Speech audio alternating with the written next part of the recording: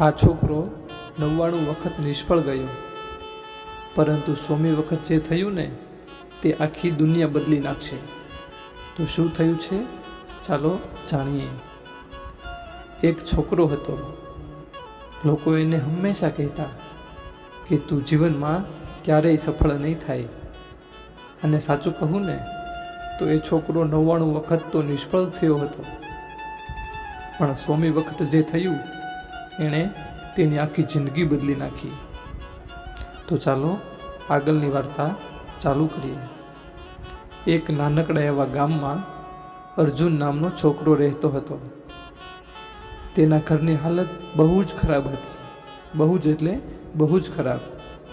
ન તો એની પાસે પૈસા હતા, ન તો એને કોઈનો સપોર્ટ હતો, અને લોકો એમની મજાક પણ ઉડાવતા હતા.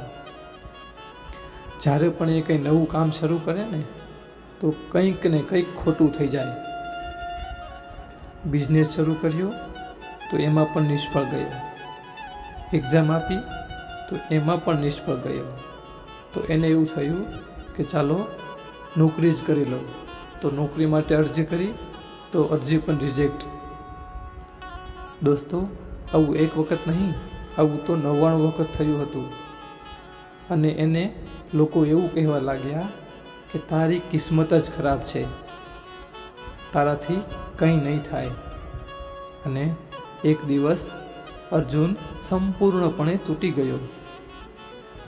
એને વિચાર આવ્યો કે કદાચ લોકો સાચું કહેતા હશે, હું જીવનમાં કંઈ કરી શકતો નથી.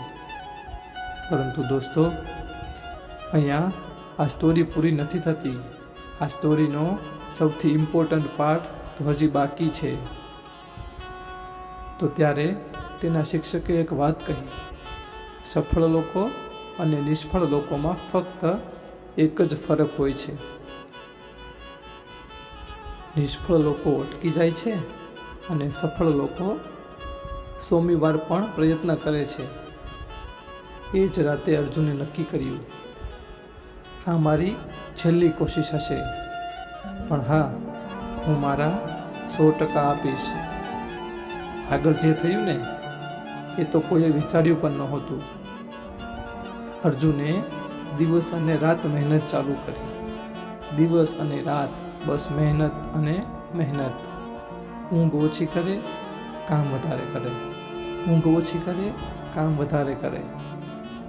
અને થોડા મહિનાઓ પછી જે થયું ને એને તો બધાને આશ્ચર્યમાં મૂકી દીધા. અર્જુનનો વિચાર આખરે સફળ થયો.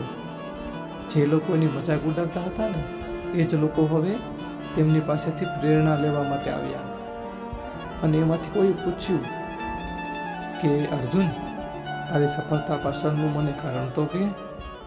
તો અર્જુને માત્ર એક જ વાત કહી, હું 99 વખત નિષ્ફળ ગયો હતો, પણ 100મી વખત મેં હાર ન માની ને, એટલા માટે હું આજે સફળ છું.